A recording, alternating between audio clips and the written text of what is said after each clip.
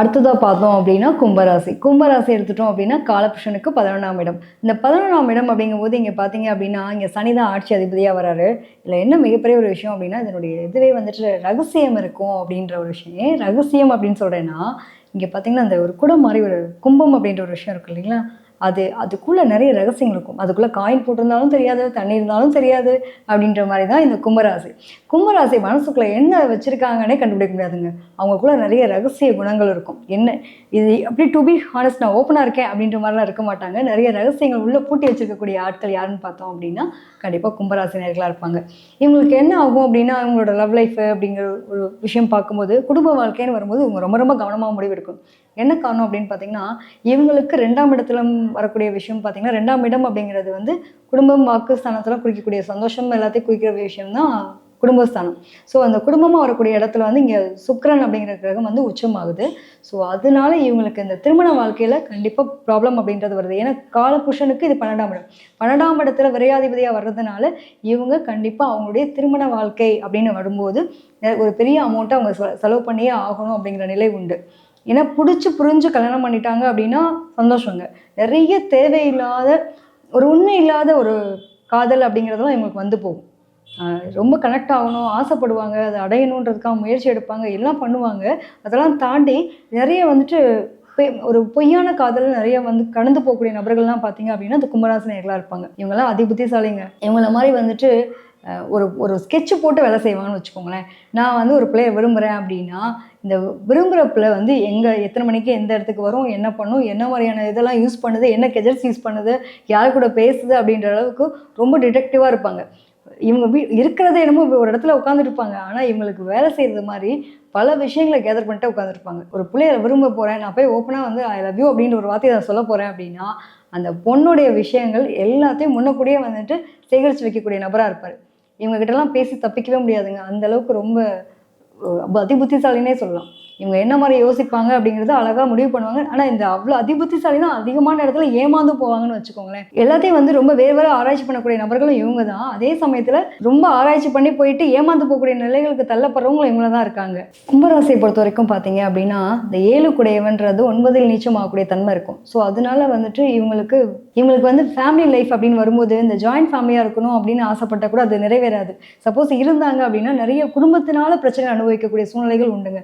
எனக்கு ஓகேப்பா நம்ம நல்லபடியாக கல்யாணம் பண்ணிட்டோம் வாழ்கிறோம் அப்படின்ற மாதிரி இல்லாமல் இது எங்கள் அம்மா இதை குறை சொன்னா, அந்த என் நாத்தனார் குறை சொன்னா அப்படின்ற மாதிரி நிறைய பிரச்சனைகளை சந்திக்கிறது பார்த்தீங்க அப்படின்னா அந்த கும்பராசினியர்களாக இருக்காங்க. ஸோ இவங்களுக்கு வந்து தனிப்பட்ட முறையில் இவங்களுடைய குடும்ப வாழ்க்கை அப்படிங்கும்போது ஒரு கூட்டு குடும்பமாக இல்லாமல் தனிக்குடுத்தனமாக இருக்கும் பட்சத்தில் இவங்களோட வாழ்க்கை நல்லா இருக்குது. அதெல்லாம் தாண்டி நான் சுயமாக வந்தேங்க. சுயமாக வளர்ந்து வந்தேன். எனக்கு யாரோட சப்போர்ட்டும் கிடையாது. எனக்கு என்னோட அப்பாவோ என்னோட மாமாவோ யாரோட சப்போர்ட்டும் இல்லாமல் நானே வந்து சுயமாக என்னுடைய விஷயங்களை கற்றுக்கிட்டேன் ஆளானேன் அப்படின்லாம் சொல்லுவாங்க இல்லையா, அதெல்லாம் பார்த்தீங்க அப்படின்னா கும்பராசி. நிறைய பார்த்தீங்கன்னா அந்த மெடிக்கல் துறையிலலாம் வந்துட்டு சாதனை படைக்கிறவங்களாம் முக்கால்வாசி பேர் கும்பராசியாக இருப்பாங்க. கவர்மெண்ட் ஃபீல்டு எங்கேயுமே சுய அடையாளம் அப்படின்ற ஒரு விஷயத்துக்கு ரொம்ப இம்பார்ட்டன்ட் கொடுக்குறவங்க. எனக்கு வந்து ஒரு மேனேஜராக இருக்காருன்னு வச்சுக்கோங்களேன். அவரோட ஒர்க் வந்து எப்படி இருக்குன்னா நிறைய எஃபர்ட் போடுவார், பட் அதுக்கான கிரெடிட்ஸ் கிடைக்காது. ஸோ இதனாலேயே வந்து மன உளைச்சலுக்கு ஆளாகக்கூடிய நபர்களும் இவங்க தான். இதெல்லாம் தாண்டி ஒரு 4 பேர் இருக்காங்கன்னு வச்சுக்கோங்களேன், அவங்கள அரட்டி வேலை வாங்குவாங்க. அவங்க ரொம்ப ட்ரூவாக இருக்கேன்ற பேரில் என்ன பண்ணுவாங்க அப்படின்னா நீ இப்படி பண்ணுறது தப்புன்னு மூஞ்சி அடிச்ச மாதிரி சில விஷயங்களை சொல்லிடுவாங்க. அதுவே அவங்களுக்கு ஒரு பெரிய பிரச்சனையாக மாறும். அதனால என்னோட கடுன்னு பேசிகிட்டே இருக்கான், அவன்கிட்ட போய் நம்ம வந்து ஒரு அனுசரணையாக கூட ஒரு வார்த்தை நம்ம இவ்வளோ தூரம் ஒர்க் பண்ணியிருக்கோம், அவன்கிட்ட ஒரு நல்ல ஒரு பாராட்டே வரலையே. இவங்களுக்கு அந்த பாராட்டுன்றது வரவே வராதுங்க. அந்த பாராட்டக்கூடிய மனசுன்றது இருக்காது. நிறைய நேரங்களில் ஒருத்தவங்ககிட்ட போய் உதவி கேட்கணும் அப்படின்னா தயங்கமாக போய் உதவி கேட்பாங்க. எனக்கு அது வேணும் அப்படின்னா அவனை கொஞ்சம் பார்த்தோன்னே பழகிருப்போம். அவங்ககிட்ட போய் நம்ம கேட்கலாமான்னு கூட யோசிப்போம்ல. பட் இவங்கெல்லாம் வந்துட்டு எனக்கான விஷயம் தேவை அப்படின்னா நிறைவேற்றிக்கணும். அவங்களுக்கான தேவைகள் என்னவோ அதை நிறைவேற்றிக்கிறதுக்காக உடனே போயிட்டு ஒரு உதவி கேட்டுருவாங்க. நிறைய இடத்துங்களில் இவங்களோட ஸ்கெட்ச் போட்டு தாங்க வேலை செய்வாங்க. இத்தனை மணிக்கு தூங்கணும், இத்தனை மணிக்கு சாப்பிடணும், இத்தனை மணிக்கு இந்த ஆஃபீஸ் போகணும், இத்தனை மணிக்கு நான் இந்த வேலை பார்க்கணும். இது மாதிரி எனக்கு வந்திருக்கான ஒரு சேவிங்ஸ் அடுத்து என்னோட இன்றைய காலகட்டம்ன்றதை தாண்டி எதிர்கால காலகட்டத்தை பற்றின சிந்தனைகள் அதிகமாக இருக்கக்கூடிய நபர்கள் பார்த்தீங்க அப்படின்னா கும்பராசிக்காரங்களாக இருப்பாங்க. இன்றைய வாழ்க்கை அவங்க வாழ்கிறாங்களோ இல்லையோ எதிர்கால பற்றின வாழ்க்கைகளை வந்து ரொம்ப சேகரித்து வைக்கக்கூடிய நபர்கள் அப்படிங்கும்போது இவங்க ரொம்ப முக்கியத்துவம் வாய்ந்தவங்களாக தெரியுறாங்க. அதுவும் பர்டிகுலராக சேவிங்ஸ் சம்மந்தப்பட்ட விஷயம், ஒரு பணம் கொடுக்கல் வாங்கல், அதில் நம்பிக்கை தருவங்களை சந்திக்கிறவங்களும் இவங்க தான் வச்சுக்கோங்களேன். ஆனால் அதன் மூலமாக வருமானம் பார்ப்பாங்க. ஒரு வீடாக இருக்கட்டும், ஒரு கடையாக இருக்கட்டும், அதன் மூலமாக கூட வருமானம் பார்க்கக்கூடிய நபர்கள்லாம் இவங்கள தான் இருக்காங்க. ஒன்றே ஒரு விஷயம் என்னென்னா இவங்களோட லவ் லைஃப் மேரேஜ் லைஃப் எப்படி இருக்கும் அப்படின்னு பார்க்கும்போது ஒன்று இவங்க லவ் பண்ணி கல்யாணம் பண்ணிட்டாங்கன்னா ரொம்ப நல்லா இருக்குங்க. புரிதல் ரொம்ப ரொம்ப அவசியங்க. ஒய்ஃப் கிட்டேயும் மற்றவங்ககிட்டையும் இப்போ வந்து விட்டு கொடுக்கக்கூடிய தன்மை அப்படின்றது இவங்களுக்கு இருக்காது. ஸோ அவங்க வந்து நான் எப்பயுமே வந்து வெள்ளை சட்டை போட்டிருக்கேன்ப்பா, எனக்கு அழுக்கு விட்டக்கூடாதுன்ற மாதிரி கால் தூக்கி விட்டு தான் இருப்பாங்க. ஸோ அது வந்து எந்த இடத்துல கசங்கணுன்ற ஒரு விஷயம் இருக்கு இல்லையா? இங்கே வந்து அட்ஜஸ்ட்மெண்ட் அப்படிங்கும்போது ஒய்ஃப் கிட்ட ஒரு 2 நாளைக்கு என் ஹஸ்பண்ட் இப்படி தான் அப்படின்ற மாதிரி இருப்பா. நீங்கள் வந்து பவ்யமாக பேச தெரியாது. அதனாலேயே வந்து குடும்ப வாழ்க்கை பிரச்சனைக்கு நிறைய போகிறது பார்த்தீங்க அப்படின்னா கும்பராசினியர்களாக இருக்காங்க. 2ஆம் இடம்ங்கிறது சுக்கிரன் உச்சமாகக்கூடிய நிலை இருக்கிறதுனால இந்த மனைவி வகையில் வந்து பிரச்சனைகள் சந்திக்கிறது, நிறைய வந்துட்டு விட்டு கொடுக்காம போகிறதுனால குடும்ப உறவுகளில் பிரச்சனை வர்றது, ஆஃப்டர் மேரேஜ் கூட வந்துட்டு இந்த லவ் லைஃப்ன்றது நிறைய சக்ஸஸ்ஃபுல் ஆகக்கூடிய விஷயங்கள்ன்றது ரொம்ப கம்மி இவங்களுக்கு. சப்போஸ் சக்ஸஸ் ஆனால் சந்தோஷம்ன்ற மாதிரி எடுத்துக்கலாம். அதில் நிறைய வந்து எதிர்பாலின ஈர்ப்புகளால் இருக்கக்கூடிய விஷயங்கள் வந்து காயப்படுறது, எனக்கு லவ் காதல் தோல்வி இருக்குது, அகைன் வந்துட்டு திருப்பி வந்து கனெக்ட் பண்ணி அந்த காதலை வந்து புதுப்பிக்கிறது, இந்த மாதிரி விஷயங்கள்லாம் நிறைய பண்ணுறது பார்த்தீங்க அப்படின்னா அந்த கும்பராசினியர்களாக இருப்பாங்க. இந்த கும்பராசியை பொறுத்த வரைக்குங்க இதில் வந்துட்டு சதய நட்சத்திரம்ன்றது ராகுவினுடைய நட்சத்திரம். ராகு அப்படிங்கிறது போகக்காரகன், எப்பயுமே எக்ஸ்ட்ரீமாக சிந்திப்பார். இதில் நிறைய பார்த்தீங்க அப்படின்னா இந்த மேரேஜ் லைஃப்னு வரும்போது அவங்களுக்கு வந்து ஒன்று ஆம்பளை பையனாக இருக்கான்னு வச்சுக்கோங்களேன், வயசில் மூத்த பிள்ளைய கல்யாணம் பண்ணுறது, இதே வந்துட்டு பெண்ணாக இருக்காங்கன்னு வச்சுக்கோங்களேன், வயசில் இளைய பையனை ரொம்ப கொஞ்சம் வயசு கம்மியான பையனை கல்யாணம் பண்ணுறது, ஜாதி வாரியாக திருமணம் பண்ணுறது, ஒரு லைஃப்பில் போனவங்களுக்கு வாழ்க்கை கொடுக்கறது, இந்த மாதிரி விஷயங்கள்லாம் நிறைய பண்ணக்கூடிய நபர்கள்லாம் பார்த்தீங்க அப்படின்னா அந்த கும்பராசினியர்களாக இருப்பாங்க. அதெல்லாம் தாண்டி எதையுமே யோசிக்காமல் எக்ஸ்ட்ரீமாக வந்து செஞ்சுருவாங்க. படப்பட பயங்கர ஒரு வேகத்தில் ஏறுவாங்க. அந்த ஏறுற வேகம் தான் அவங்களுக்கு வந்து மிகப்பெரிய பிரச்சனையாகவும் மாறும். எந்த அளவுக்கு வேகமாக மேலே போகிறாங்களோ அந்த அளவுக்கான தூக்கி கீழே வீசி எரியப்படுற நபர்களும் இவங்களாக தான் இருக்காங்க.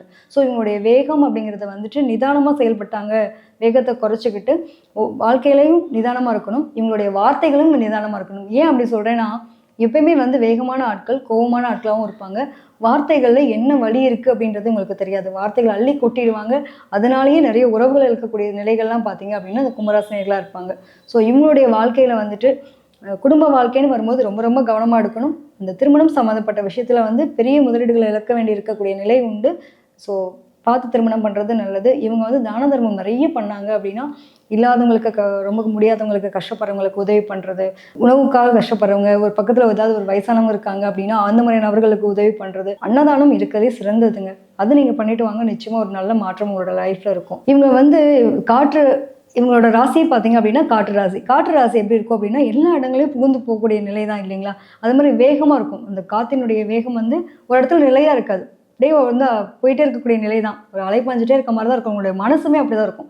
எப்பயுமே நிலையற்ற தன்மையில் இருக்கும். ரொம்ப எக்ஸ்ட்ரானரியாக திங்க் பண்ணுவாங்க. இது இல்லைன்னா இது இன்னொன்று இல்லைன்னா இன்னொன்று அப்படின்ற மாதிரி அடுத்தடுத்து நகரக்கூடிய தன்மை இவங்களுக்குள் இருக்கும். ஸோ இவங்களோட மனசை கட்டுப்படுத்துறது எதுன்னு பார்த்தீங்கன்னா இவங்களுக்கு மியூசிக் ரொம்ப பிடிக்கும். ஸோ இவங்களுக்குலாம் வந்து என்ன பண்ணணும் அப்படின்னா, எனக்கு வந்து ரிலாக்ஸேஷன் தேவை அப்படின்னா கண்டிப்பாக இவங்க வந்து என்ன பண்ணலாம், ஒரு மியூசிக் ப்ளே பண்ணி கேட்குறது. அதுவும் பர்டிகுலராக பார்த்தீங்க அப்படின்னா ஒரு மெலோடி மியூசிக் ரொம்ப லைக் பண்ணி கேட்பாங்க. அது ஒரு 80s கிட்ஸ்லாம் இருந்தாங்க அப்படின்னா டெஃபினட்டாக அந்த மியூசிக்லாம் கேட்டாங்க இவங்களுடைய மனசு அப்படிங்கிறது ஒருநிலைப்படக்கூடிய தன்மை இருக்கும். பொதுவாகவே வந்துட்டு கும்பராசிக்காரங்களுக்கு ஒரே ஒரு சொல்யூஷன் என்ன அப்படின்னா மியூசிக் கேட்குறது, ஒரு நல்ல பாட்டு கேட்குறது, தனிமையில் இருக்கிறது. மோஸ்ட்டாகவே இவங்க தனிமை விரும்பியாக தான் இருப்பாங்க நிறையன்னு வச்சுக்கோங்களேன். யாரு கூட மிங்கிள் ஆக மாட்டாங்க. அந்த கூட்டம் கும்பலை பார்த்தாலே ஒதுங்கி ஓடக்கூடிய நபர்களும் இவங்களாக தான் இருப்பாங்க. சுயம் அடையாளம் அப்படிங்கிறது ரொம்ப ஆசைப்படக்கூடிய நபர்கள் அப்படிங்கும்போது இவங்களுக்கு அந்த தனிமையான நிலையில் இருக்கக்கூடிய ரொம்ப ஒரு பாண்டிங்கான விஷயம் என்னென்னா மியூசிக். ஸோ அது மாதிரி கேட்டுட்டாங்க அப்படின்னா உங்களுக்கு நல்லா இருக்குங்க. இதை தவிர உங்களோட ஜாதகத்தில் எனக்கு என்ன விஷயங்கள் நடக்க போகிறது, நான் என் லைஃப்பில் என்ன முறையில் அச்சீவ் பண்ண போகிறேன், என்னோடய லைஃப் எப்படி இருக்கும், என்னோடய வாழ்க்கை முறையில் என்னோட தொழில் ரீதியான விஷயங்களை நான் என்னென்னலாம் மேம்படுத்திக்கலாம் அப்படின்றத பற்றி தெரிஞ்சுக்கணும் அப்படின்னா ஜோதிட ஆலோசனைக்கு கீழ்கண்ட எண்ணை தொடர்பு கொள்ளவும். மிக்க நன்றிங்க.